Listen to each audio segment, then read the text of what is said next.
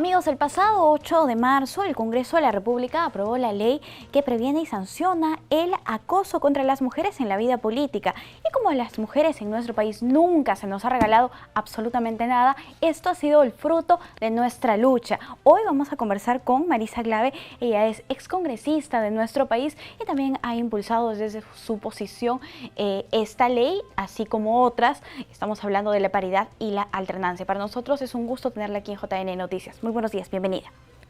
Muchas gracias por la entrevista y además saludar al Jurado Nacional, que son probablemente una de las pocas instituciones en el país que ha estado preocupado y de manera activa, porque el jurado se compró no solo la pelea por la paridad, sino que en varias de las intervenciones de sus representantes siempre se habló de la necesidad de regular el acoso político. Así que creo que este es un trabajo colectivo, donde ha estado el jurado de manera presente, donde han estado organizaciones de mujeres y feministas como la campaña Somos la Mitad, Queremos Paridad sin Acoso, y varias parlamentarias que presentaron proyectos importantes a lo largo del tiempo para tratar de buscar que se regule esta manera de machismo que tenemos en la política. Claro, y así como usted menciona, son diferentes instituciones de la sociedad civil, del Ejecutivo, que se han sumado a esta campaña, pero este ha sido un largo camino. Coméntenos, por favor, el recorrido que hemos tenido que caminar, que pasar para llegar a este momento.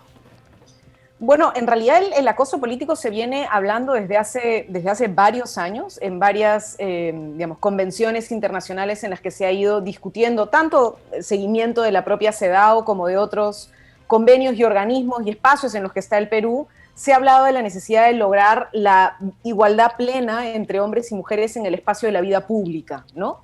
La vida pública política, la vida pública institucional. Y se han ido encontrando brechas, se han ido encontrando problemas para lograr esta tan ansiada igualdad. Uno de los problemas es el acoso político como un mecanismo de hostigamiento, como un mecanismo de chantaje a las mujeres para que o no cumplan la función pública que están desempeñando. Eso ocurre, por ejemplo, con regidoras o con alcaldesas o con autoridades funcionarias, o para que desistan de sus candidaturas, eso ocurre también con las candidatas durante los procesos electorales, o para que no realicen la labor de acción pública y de fiscalización que suelen hacer desde las organizaciones sociales, organizaciones campesinas, organizaciones de mujeres. Esto se vino planteando en el Perú, digamos a mediados, no sé, entre el 2004 o 2005 empieza a insinuarse el tema.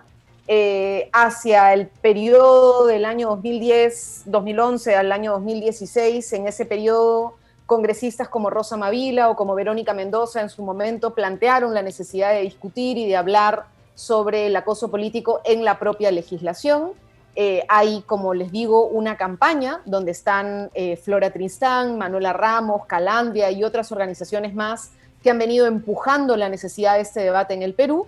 Y luego, cuando yo estuve en el Congreso, en el primer momento, digamos, de este último periodo, entre el año 2016 y el año 2019, varias congresistas, primero Indira Wilca como presidenta de la Comisión de la Mujer y después Tania Pariona, también en su periodo como presidenta de la Comisión de la Mujer, intentaron levantar, junto con la campaña Somos la Mitad, Queremos Paridad sin Acoso, una normativa para lograr que se regule el acoso político. Varias legisladoras presentaron también otros proyectos más, pero esto se truncó.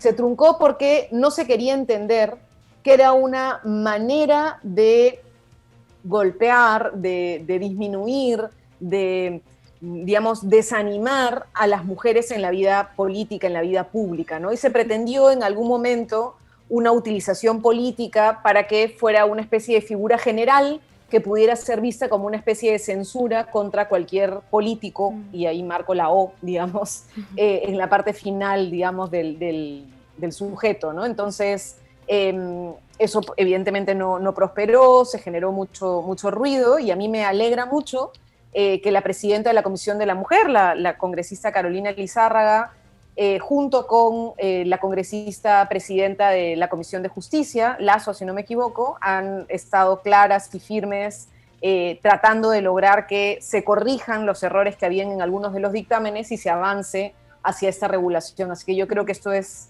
acumulativo. Claro, y si miramos en retrospectiva es increíble que recién a la fecha se haya logrado esta aprobación, porque recordemos que pleno mujer tras pleno mujer se debatía, se ponía al voto y no se llegaba absolutamente nada, se truncaba en medio del debate. Ahora sí, vamos a revisar este texto sustitutorio, ley que previene y sanciona el acoso contra las mujeres en la vida política. Por favor, denos los ejes principales que resaltan de esta nueva ley que tenemos.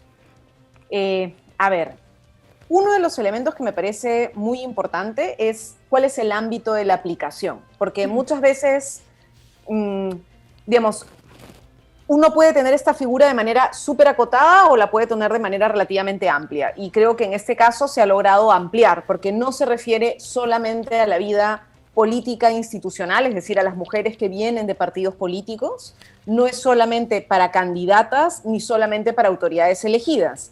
Incluye a las funcionarias, yo creo que eso es importante, porque muchas servidoras públicas, funcionarias, trabajadoras del Estado, cumplen un rol esencial en nuestro país también y muchas veces también reciben actos de acoso político. Entonces también las incluye a ellas e incluye también a las autoridades campesinas, comunales, indígenas, de pueblos originarios y afrodescendientes que ejercen cargos desde los que postulan a sí mismos, ¿no? Entonces creo que eso es importante, digamos, ¿no?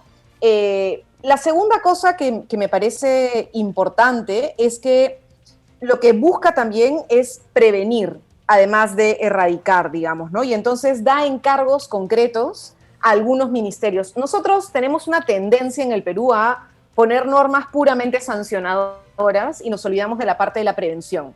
Y el acoso político, como en realidad cualquier machismo o cualquier discriminación por razón de sexo o de género, está muy asociado a un tema cultural o está muy asociado a un patrón, a una manera de dominación de la mujer que tenemos que erradicar. Y para erradicarla necesitamos acciones afirmativas, necesitamos lograr que las instituciones se comprometan y busquemos un cambio cultural alrededor de la valoración de la mujer en distintos roles, ¿no? Y entonces ahí, por ejemplo, me parece importante que se haya incluido al Ministerio de la Mujer, al Ministerio de Educación, al Ministerio de Cultura, a los propios organismos del sistema electoral, eso los incluye a ustedes, por eso es que también creo que esta entrevista de alguna manera supone que ya están ustedes cumpliendo con la ley antes de que haya sido formalmente promulgada por el presidente, y le da también responsabilidades a los gobiernos regionales y a las propias organizaciones políticas, ¿no es cierto? Entonces creo que eso es algo que hay que resaltar. Claro. Luego, esto en el marco de la prevención, sin embargo también hablamos de la sanción, que también es importante, ¿no? Entonces, porque uno dice, ¿qué hacemos con una ley que no sanciona, que no establece responsabilidades? Pero afortunadamente sí se establecen sanciones aquí, que claro que se tienen que reglamentar por el máximo ente electoral. Sí, o sea, digamos, se plantea el marco sancionador, un marco sancionador además económico. Muchas veces, normalmente quien acosa a una mujer o agrede a una mujer en el mundo de la política cree pues que se va a salir con la suya y que simplemente ya lo golpeó y ya está, y que por lo menos les caiga alguna multa, ¿no es cierto?, además de tener que pedir las disculpas necesarias, es algo que yo creo que es súper importante, ¿no? O sea, en este momento varias mujeres, mira, yo por ejemplo estoy llevando un proceso en este momento por la vía civil contra un medio de comunicación por daño a la imagen, y es un proceso súper complejo, súper difícil, que he logrado gracias a los abogados que me están acompañando para tratar de llevar adelante. Pero si esta norma hubiera existido, yo hubiera podido hacer esto de manera absolutamente rápida porque hubiera calificado como acoso político inmediatamente, digamos, ¿no? Y entonces poder convertirlo en un caso civil de daño a mi imagen y a mi reputación supone un trabajo mucho más pesado, mucho más arduo de parte de los abogados y de parte de mí misma, por ejemplo, pero yo sentí que lo tenía que hacer porque no podía permitir que un periódico siguiera sistemáticamente, digamos, sexualizando mi imagen o tratando de disminuir mi capacidad de argumentación o mi capacidad política a puramente elementos que tienen que ver con mi físico, que tienen que ver con mi género, ¿no? Entonces, eso es algo que hemos logrado montar, pero yo siempre que presenté esto pensé, es que es increíble que no tengamos una norma que sancione, ¿no es cierto? Que sancione inmediatamente, que yo pueda ir y decir, este medio de comunicación o este tipo de organización está teniendo una campaña sistemática contra mí y eso califica inmediatamente como acoso político y por lo menos que tengan una sanción inmediata y rápida, ¿no?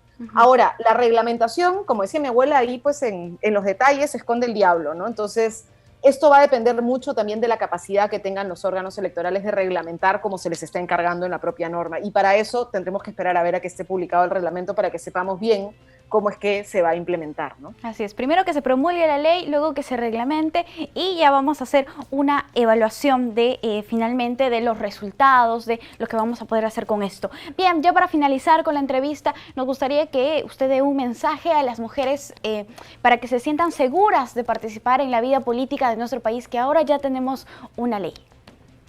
Bueno, decirles, amigas, que entrar al mundo de la política, de la participación política y de la representación no es fácil. Hay muchos actores políticos, hay mucha fuerza que está en contra de que las mujeres estemos acá, pero tenemos que estar y tenemos que organizarnos y tenemos que ser valientes. Y muchas hemos esperado siempre que una herramienta así exista para también poder defendernos, además de con la fuerza que tenemos y con la convicción que tenemos, también con instrumentos legales. Así que ahora tenemos una herramienta más y con eso creo que podemos ir arando con mucho más fuerza en este camino que espero pronto nos lleve a una igualdad real entre hombres y mujeres. Y ojo, sí, y ojo, siempre es importante recordar que cualquier caso de una mujer que sea víctima de acoso, ya sea político, sexual, de cualquier tipo, tiene que ser denunciado. Muchísimas gracias, señora Clave, por acompañarnos. Y en el caso de acoso político, denunciado en los organismos electorales y también que hay organizaciones de sociedad civil que reciben denuncias. Está la campaña Somos la Mitad, Queremos Paridad sin Acoso, que ha recabado solo en el último proceso electoral 30 casos de mujeres que han sufrido acoso político y que espero que en el marco de esta nueva ley puedan buscar justicia. Así es. Listo. Muchísimas gracias, señora Clave, por acompañarnos y recordemos que sin luchas no hay victorias. Amigos, vamos a hacer una brevísima pausa y volvemos.